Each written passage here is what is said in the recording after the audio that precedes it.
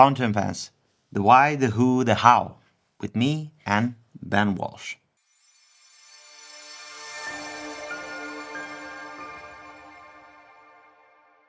Welcome. As always, it's a pleasure to have you back. It's one of those PenTalk101 videos in which we just had like a sentence and then we bounced ideas, both me and Ben Walsh. And I just took some notes and we discussed why fountain pens, who is the person that picks fountain pens over other writing instruments, and how they can just impact your day-to-day experience with such writing instruments. Say hello to everyone. Hello. Who is the type of person that uses fountain pens? And me and Ben had a talk, and apparently we came up with a sort of a profile for such a user. And well, it's interesting because that person is sophisticated, or at least this is how I see it. Ben, what do you think about this? Yeah, somebody that appreciates the finer things in life and Yeah. creative people as well, I find. Creative people, yeah. I also believe that the type of a user or a person that enjoying the time in use with fountain pens, it's a person that is full of character. So if you would be standing in like a train station and if you would see someone next to you using a fountain pen, I really want to know his or her story. Yeah, that's actually, usually there's a good character behind the person. There's a great personality, yeah. I find that to be the case, yeah. Even if you see myself in a train station or Ben, I'm pretty sure that someone can approach us and we have a lot of stories or a lot of character to share. And I believe this also characterizes most of the fountain pen users, owners, and the people around the hobby just as well. So no matter which part of the hobby you are, at what level, using a fountain pen is transmitting out there that you're a person that has personality, character, and you're sophisticated. You're a person that has a lot of things to share with the world altogether. Usually, Yeah. they have a pretty close connection with music, I find, or art. One way or the other. There's usually a very Well, there's usually a connection with another hobby too, I found.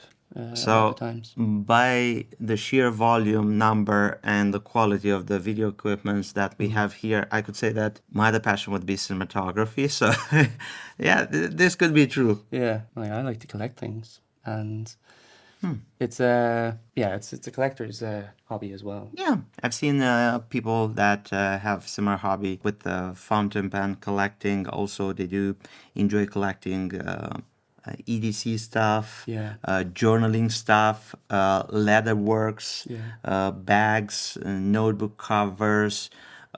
What else? There's Watches. Yeah, watches. A lot of craft. There'll be a lot of connection with.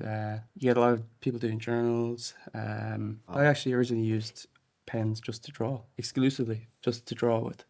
So I have come in from a different kind of aspect. I don't use it for wanting to write. I use it because I want a really good pen to draw with. On the how matter in regards to fountain pens, we can move to the next bullet point here, and that would be that they can relieve stress and anxiety.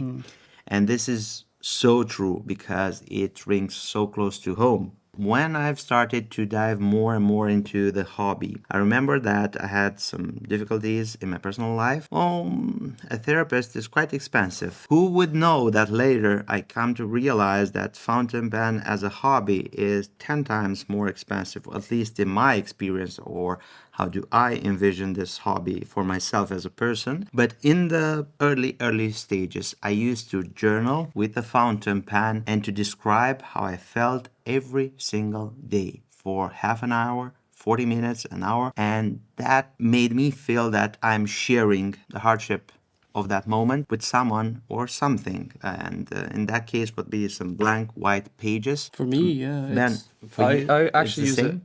No, I don't write. So I draw, or I don't draw, but what I do is I just do cross hatches. Okay. Do you know the way you see me do just random cross hatches on paper? Yeah, I I've seen just that. That's my stress reliever with pens. So when I have a really nice nib and it's really consistent, then I can do the cross hatching. That's Okay. like for me. When I was a student in school, like as a teenager, I could only concentrate when I was drawing. So I would always be drawing and I would be paying attention, and eventually I would get in trouble for it. And then they figured out Ben's actually listening, so I was No. allowed, and that was my thing. I could listen and draw. I believe this is very common with a lot of people because, for example, when I used to work for my dad at the transport company, my dad would always be on the phone. As he was on the phone, he had like a big piece of paper like the size of the desk, and with a ballpoint he will just simply draw random stuff, crossed hatches, phone numbers, names, everything. So I believe it should have been a fountain pen if you ask me, but back in the day it was a ballpoint, at least for my dad. So let's move with the next bullet point. They can enhance the mood and make up for a fun skill-based action, which makes it a challenge to improve on. Let's just draw like a parallel to something like this. Well, if you would own a motorcycle, the way you ride it, the way you lean on when you take a curve, I believe that's a skill. And fun in owning such a motorbike would be to actually improve the skills. So with the fountain pen, it's just the same, or at least for me, because you can actually set off like a challenge and you can get fun out of it. Yeah, it's not the same kind It's of experience. not No. like the I don't same. appreciate a nib the same way you would, or a Yeah. pen the same way. But I So do appreciate them, but not for handwriting. when you see yourself improving in the way that you're writing with that specific writing instrument, it's like a big rewarding moment, or at least this is for me. But as you see right here, we are different. So for Ben, he will probably pick the why and the how differently than I would pick for my taste. Next on the list would be that they can help patients with recovery needs. So this is super important because I have customers on the PenVenture website which actually bought fountain pens or began the journey into the hobby because they were through a phase of recovery. The way that the brain works, and people that had strokes or significant neurological problems in the recovery phase, they are recommended to use a writing instrument like a fountain pen because it will improve the Oh yeah, I do have something on this. I did get sick a couple of years ago, and I had to learn how to use the pen and my signature again, and it was actually a very important thing because my hand skills were just not there for a while. But writing brought it back. So yeah, there is studies and stuff on that. The study that we were looking at was about why we remember when oh we yeah, when we take notes. you can improve the Yeah, memory. but I don't know if that is connected to patients in recovery because I don't actually. I experienced this with Yeah. some of my customers, and I can just say a name exactly. The customer, she, well, it started into a full-blown hobby. So I'm super happy that I was able to pick up on that because it's super important either that you go through the recovery or you as a person, you are at the step where you want to have this exercise in order to sharpen up the mind, the connection to the hand, and to just enjoy such a time. A fountain pen is exactly the type of a tool that can help you in this quest. So on to the next bullet point would be This is when yeah. that they are great for remembering things as a mental exercise when used, fountain pens. So we checked the study and we checked multiple studies, but on this one exactly as we were preparing for this video, and it's amazing what actually you can do by writing with a fountain pen on a piece of paper if you want to remember things. Yeah, there was always a lot of anecdotal evidence to say that like taking notes was better for remembering things, but they actually have done studies into it, scientific ones where they attach things to the brain and get you to write, and then they get you to type, and they can see typing doesn't activate the brain the same way as handwriting. So yeah. For me, it's a close call because when I was in elementary school, each time that I had to just take poetry classes and I had to just memorize like verses, My mom was get a sheet of paper and write it down that 3, 4, 5, 6 times, as many times as you need in order to memorize it. So after a couple of times, it sets in and it sticks with you for a long time. Even today, I still remember some verses from that specific moment. And I believe that the actual motion of the hand on a piece of paper and fountain pens as a writing tool, it slows down your writing pace. So doing that combined with the relaxing factor, it can set the tone for you to remember things far better than writing something quick with a Sharpie or a ballpoint. Basically, using other writing instruments than fountain pens are due to necessity. I don't know, maybe you use them for art or something and you need like a pencil or something for specifically for art. Yeah. So the mind muscle connection just reinforces a memory better, I suppose. Lines of It's a that. study that basically says use fountain pens. Trust us. Yeah. The next bullet point would be that there is an entire community Yeah. base around the fountain pen. So when you get in to have a writing instrument, the why, the who, the how, all of this gravitate around a community. And I've seen both types of users and owners of writing instruments that are part of the community or they like to engage in the community, and those type of owners and customers that don't specifically go into the community aspect. But altogether, it's there for you. So you will find friends and people with shared common interests. And when you put it into a context where the type of person has personality, character, stories, Yeah. skills, it's fun. It's nice. And if you want to test this theory, go to a pen show. And there's also usually a pen club in most cities, most Yeah. countries. We don't have them here in Romania, but We basically have one in Dublin, so you should invite me at that one. Yeah. Actually, I won't say what we'll do, but someday we'll do something. Okay. If you want to engage further down into the hobby, know that you will find people with common interest, common hobby, passion, just like you, and you can engage with them. Then the next bullet point would be that, this one is hit and miss.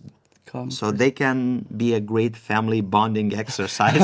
Yeah. Or either you can go too good or too bad with this one. Or you can argue with someone or not. But It's basically, not like it wouldn't be my ideal thing to say, hey guys, let's go right with pens this weekend. That's not really a I put this on the list I because... understand why, because will I say why? Yeah, of course. Well, Emily, Yeah, Emily, my daughter. she uses fountain pens and her class uses them, and it's like it's a big thing here in Romania. And So for us, it's mandatory from first grade all the way up until 8th grade to write with a fountain pen. They are part of everyday routine. When Emily comes at home from school, I just take some fountain pens with me from the office, back with me at home, some paper. Her mom is always like, oh, go with your dad because your dad has a nice handwriting and maybe he can coach you on that. We get to write a few things. It's a fun family exercise. And I'm pretty sure as we're going to be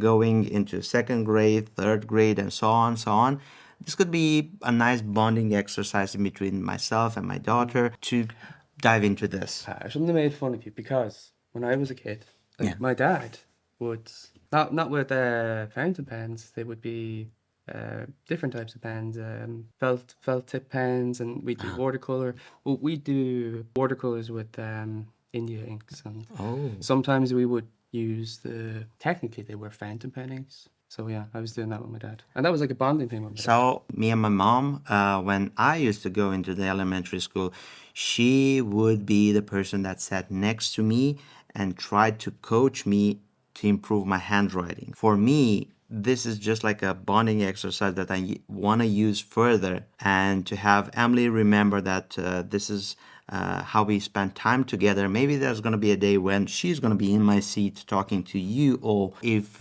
maybe 10, 20 years from now on, she's going to see this video.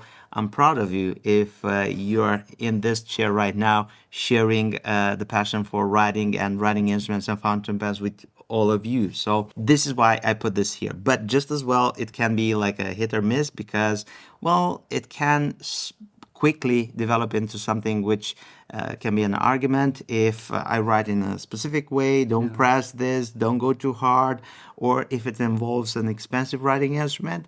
Usually I'm just hesitant to go there right now with Emily. On to the next bullet point. Can offer a conversation starting point or set you apart from anyone in a meeting or a work environment. This is big because it will set you apart for sure everywhere. In a good TSA, way. in TSA. Or you can just see people scratching their head asking, what are those and what do you use them for? Yeah, like most pens look like a weapon. So you always get pulled aside, and then when they see the pens, they're like, "Oh my god!" And they ask. Yeah, it's always a conversation Yeah. starter with security anyway. I have a very limited list of places where I can fly to from the closest airport. And whenever I go there, I'm super, super relaxed because all of the people at the checks know me by name and they know that I bring fountain pens with me everywhere. So whenever I go there, I'm like, hey, Emmy, how are you? Where are you going now? So I am just going to be very relaxed. But if I'm going to an airport that I don't know of, I'm super stressed because I know I'm going to be pulled aside. I know that I'm going to be asked. Well, that's in an environment of an airport. But if you want to be just having like a good starting point and you have like an important meeting at work or I don't know, you go at the city council, the bank, or preparing to sign a big contract or something, having a nice writing instrument would be transmitting or broadcasting that you are sophisticated, you have character, personality, you're original. What do you think about it? Would you I want actually to? had a very good point that I was going to say. I can't remember. It'll come back. You would be in a very important moment in your life. Would you use Yeah, we a have. fountain We pen? had like moments where we've used the fountain pen. Yeah. So that's what I was going to say. Like there has been moments where I knew it and I wanted to just ease into it. yeah, like where we needed a pen. It's still inked from that moment, so it's right there. So Ben is gonna grab that, and that specific writing instrument, it's still inked up with the ink from that day. This is a dinky, which let's see, it's inked up. Yep, blue ink. So That's a year old and it's still going. yep, yeah, I was around summer May. at the beginning of May. Yeah. It was the 14th. I thought there might be. This pen signed all of the documents that started both of us on the journey with Gravitas relocating in Romania. Another valid point why fountain pens are just that specific tool that breaks the ice and sets you apart from anyone else. So you have a good example there. Your skills with the chair are amazing. I was So practicing the other day. let's move to the next bullet point. And here I wrote something like this. They can become a collection hobby at the same time that they are used and backwards. For example, if you think of it as a collection habit, sometimes with some things that you collect you cannot use or you prevent yourself from using. With fountain pens, it's completely different because they can be collectible things, but you can actually get to use them and you get fun and enjoyment and pleasure out of the use of them without downgrading the collective factor of that specific writing instrument. They're a tool. They're functional. They are actually made to be used. That's what they're designed for. Yep. There's an analogy there about a ship in a dock. If it's not on the sea or something, what's the point? If a ship is always docked in the port, there's no point. Yeah, Oh, it needs to be out on the sea. I'm going to get the quote. I'm going to put it up in little writing, Or and we're not. going to forget this moment happened. I would say that for me, this is super big because it started myself on the journey as being like a tool because I've seen someone writing and I said like, I can write like that, but I don't have the pen like the person in the video. So I ordered one fountain pen and from that it escalated rather quickly in a few years for a full-blown shop. So More than that. you decide to collect or to use, it can be both a tool or a collectible. The next on the list would be that they can be passed along to your kids and your close friends, relatives, you name it. It's a great gift. It's something that can be like, well, a more meaningful gift if you have that specific writing instrument that you've used for a long time and it passes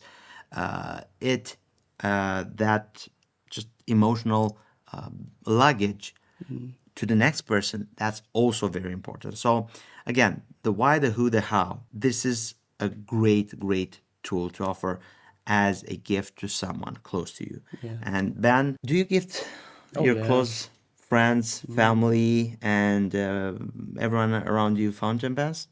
Yeah, pretty much. Just any birthdays, Christmas, pens. So usually, if you have a fountain pen store, just like myself, or if you're a maker like Ben, you often get asked, "Where and when is my free pen?" I just like when it's family, I try not to take money, but That's one of the challenges.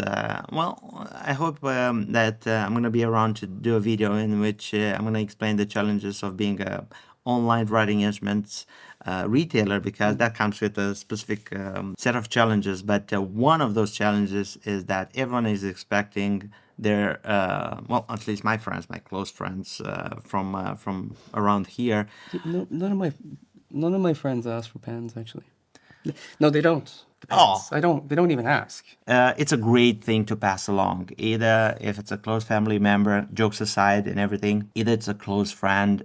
If I'm gonna go to someone and I wanna do like a very meaningful gift or gesture, I can pass along a fountain pen and just try to put into it like this is the pen that I've used for that specific Yeah. moment in my life to write on that. One of the things I do is sometimes. So I have, I have all the pens in my pocket and Yeah. the pens. And eventually, it's done. Like it's done testing. I don't need it anymore. It's finished. So just give them away. Sometimes I end up being on the receiving end of those fountain pens, and I still have quite a few of them around me. They're around there, they're around there, a Yeah. couple of them. You have to understand that it's a writing instrument that you just add value to, and at one moment you pass on the value. I usually have an emotional connection to a pen. Okay. Every single pen. Every single pen I've made, there's a small tiny connection to that pen. So if I was to gift a pen to somebody, it's a very personal, to me anyway. It is a very personal gift to do that. I find it difficult sometimes to give them away, but I have to. But It also is important for the person that's gifting that item versus also the person that's receiving it. So it's a gesture that goes both ways in regards of yeah, meaning. yeah, like technically, like it's not something I buy, so there's no like it's not a material thing. Yeah. It's genuinely an item that I've made, created that has, its purpose is done, and I can gift it. But there is a connection to it, and I wouldn't give it to anybody.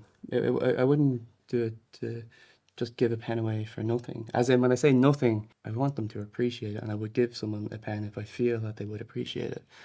So for me, it's quite personal, and I would feel that most people should take it as a very personal gift if you get a pen from anybody, because Yeah. what you can do with a pen, Yeah, you it's very can powerful. A pen. leave traces of yourself behind. You can write down your success, your failures. You can write down your story, or you can draw it. Just to summarize everything. So, the why. Why? Because it's beneficial, it's fun, it's an exercise, it's something that you enjoy, or at least I enjoy doing. The who, well, the who, the person that's using a fountain pen, it's sophisticated, it has personality, character, stories, skills. It's interesting. You would want to be friends with someone that has a fountain pen. that. I mean, if I'm gonna see a stranger somewhere using a fountain pen, I'm gonna be the one that breaks the ice and goes there and asks, "Hey, how you come across in using this writing instrument? Who are you? Where are you coming from?" On the how end, well, we've explained a lot how this writing instruments are impacting your day-to-day routine experience and everything regarding those. So that's from my end. Ben, if you would be to summarize the entire list on the why, the who, the how in regards to fountain pens, what do you say? Well, there's a reason why certain types of people do use pens and would use fountain pens. Like people that have a more refined lifestyles or more technical jobs, and where their tool that they use every day is the pen. You know, it's a very like if when I was a carpenter, Yeah. I had the best screw gun and the best hammer, and we didn't just have any hammer. Like you'd get the €200 hammer, you know, because that was my job and I wanted the best tool. Yeah. So when it's your job or when it's your career and it's what you do and you take it seriously, you know, you're not going to use a Bic, you know, you're going to use something that you enjoy, Yeah. something that's tailored for you, and it's something that it's a joy to use. If your job is to drive a car, Yeah. you want a really good car, or you know, if your job is to write or take notes or be on the ball with memory and stuff like that, you want to do it with a good pen. If there's going to be a moment where this video is going to be watched by someone who is looking for a writing instrument, well, you can find it everywhere. But you can also find it at the links down below. They will be in the description. You can go there. There's a nice selection of writing instruments and anything and everything that comes along those. Paper, inks, you name it, we have it. If you decide to go into this hobby, no matter where you make your purchase or no matter where you start, it's good to start. Maybe we'll do a video on like how to start.